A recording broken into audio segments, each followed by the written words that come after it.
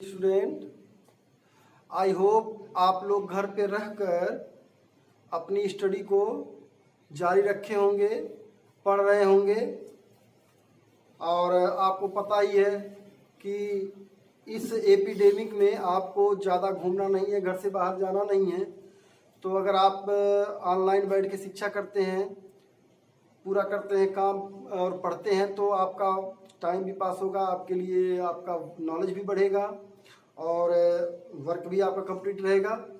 तो इसी क्रम में देखिए हम लोग जो है ऑनलाइन सेवा शुरू किए हैं अवध एकेडमी, जोरावर संत कबीर नगर। तो क्लास सेकंड के बच्चे ध्यान दें, क्लास थर्ड के बच्चों के लिए है ये। इसमें इंग्लिश रीडिंग यानी सेकंड लेसन को हम आप लोगों को पढ़ा रहे थे, जिसमें सेकंड लेसन के कुछ पैराग्राफ हम आपको पढ़ाए थे और उसका हिंदी बता दिए थे। तो आप सेकंड लेसन में आप ये देखे होंगे कि एक दीपू नाम का एक पुअर मैन था और वह अपनी भैंस बेचने निकला था। तो भैंस के एक्सचेंज करते लास्ट में उसके पास एक हेन आया था, मुर्गी। अब आगे क्या होता है इस स्टोरी में आप लोग ध्यान दें, अपनी बुक को खोलें, हमारे साथ पढ़ें। इट वाज गेटिंग डार्क, अंधेरा हो गया था। Now he was feeling hungry and tired, अब वह अपने आप को भूखा और थका हुआ महसूस कर रहा था, मतलब उसे भूख लगी थी और वह थक गया था। ही हैड नो मनी, उसके पास पैसे नहीं थे। सो ही सोल्ड दी हेन, वह मुर्गी को बेच दिया। फॉर ए फ्यू रुपीज, कुछ रुपए में। And bought some food to eat, और कुछ भोजन खरीद लिया खाने के लिए। As he was about to eat, जैसे ही वह खाने वाला था, यानी खरीदा हुआ भोजन जैसे ही वह खाने वाला था, ही सा, वह देखा, एन ओल्ड बेगर, एक बूढ़ा भिखारी, कमिंग टुवर्ड्स हिम, उसकी ओर आ रहा था। यानी तभी वह अपनी ओर आते हुए एक बूढ़ा भिखारी देखा।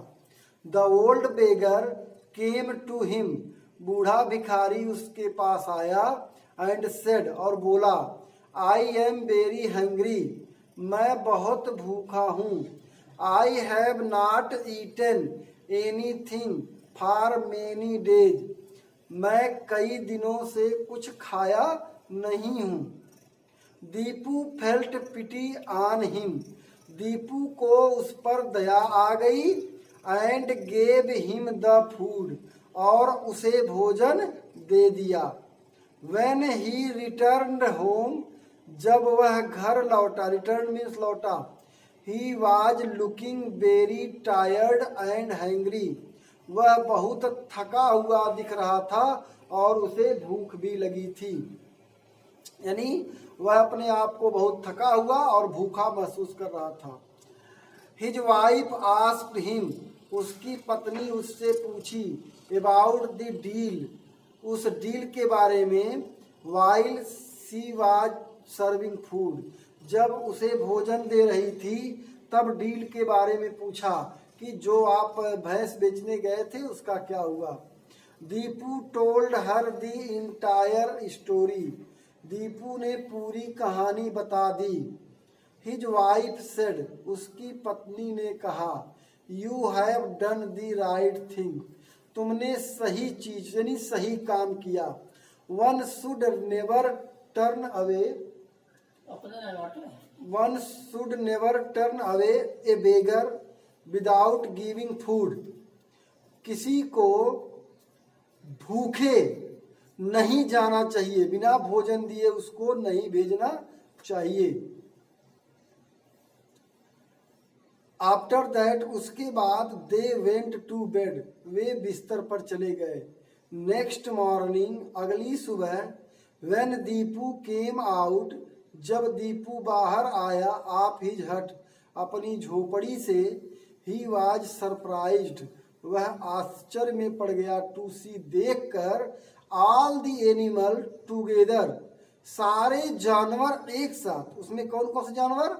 ए बुफैलो, एक भैंस, ए हेल्दी हॉर्स, एक स्वस्थ घोड़ा, लेम हॉर्स नहीं, स्वस्थ हेल्दी, एक काऊ, एक गाय, एक गोट, एक बकरी, एंड ए बिग हेन, एक बड़ी मुर्गी।